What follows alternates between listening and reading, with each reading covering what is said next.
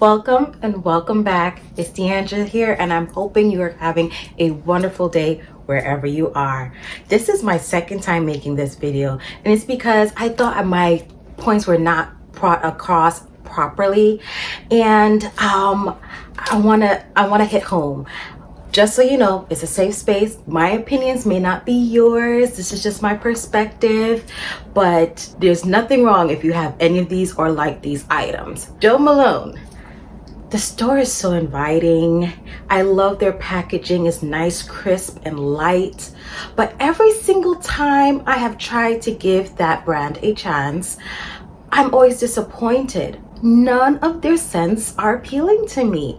I feel like they're kind of little versions of the same, just with a little twist, like they know their formula and they stick with it, which is fine, but everything just smells deplorable. Butter is a Black-owned skincare brand, and I came across them on social media last year, and I was drawn to them mainly because of the very good reviews that they have. People were seeing results in different things, and I was like, you know what, I would want to give them a chance. Worst decision of my life, I would say. At first I was starting to get breakouts, and I was not attributing it to the skincare that I got, and I got the sample size, which is just the cleanser, a moisturizer, and a brightening serum. I don't really need a brightening serum, but you know, that was the combination that I got. You can customize it, and that was the one that made the most sense for me. The moisturizer was oil-free because I already have oily skin, and the cleanser I didn't care about much because I already have my own Cetaphil.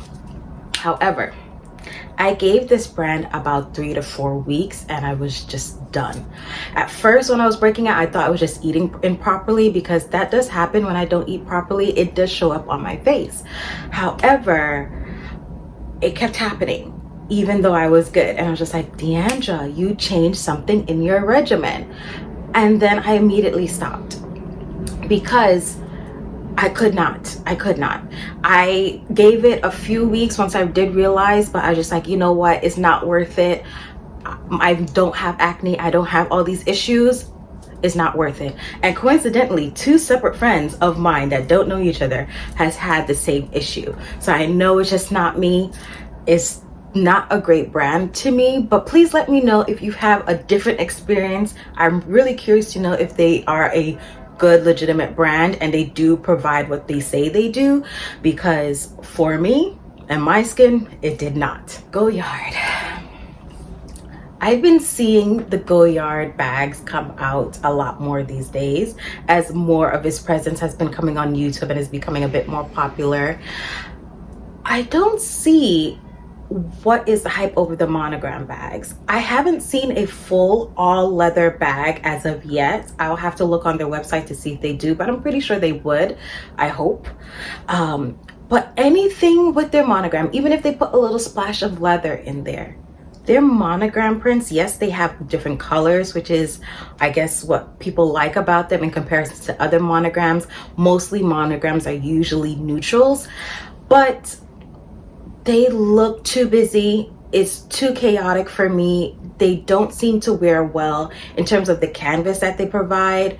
If I were going to spend thousands of dollars, granted, I don't even like the Louis monogram Neverfull, I would get that instead of their St. Louis tote. No, granted, it does the same things, it's huge and so forth. It's a big tote that you can fill to no end, but it just does not wear well. It does not look, every time I see it on the street, in the streets of Manhattan or wherever, it looks like a waste of money, to be honest, but that's just my opinion. UGG.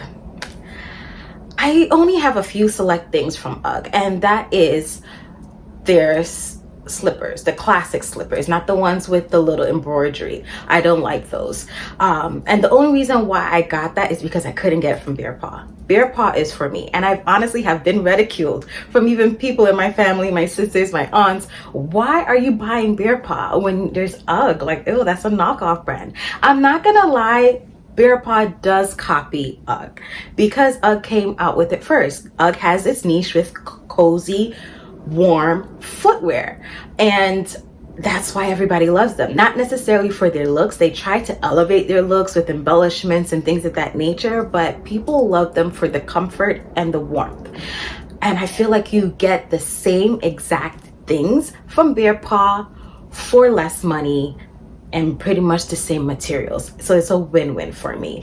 And they go on sale a lot more. Instead of getting Kublara, I believe that is the cheaper alternative for UGG, get Bearpaw, because you are not compromising on qualities. That's what I would stress here, because, and I know it's not a popular opinion, people prefer UGG because it's the name brand, so to speak, but no, you get the same for less. Hermes. Now when I say Hermes, I am talking about select things from Hermes. I'm talking about the popular items from Hermes, which is the Birkins and Kellys that we see all the time on YouTube. I am tired of seeing a Birkin and Kelly on YouTube at this point. I don't think there's anything someone else can tell me at this point about a Birkin or Kelly. Granted, I don't care for the Birkin silhouette. I like the Kelly in the smaller sizes, the silhouette of that bag. That's why I got the Tory Burch. Lee Wadswell is down here. I don't know if you can see it, it's right down here. I got that Lee Wadswell bag because I like the Kelly bag and I know I was not going to pay Hermes prices.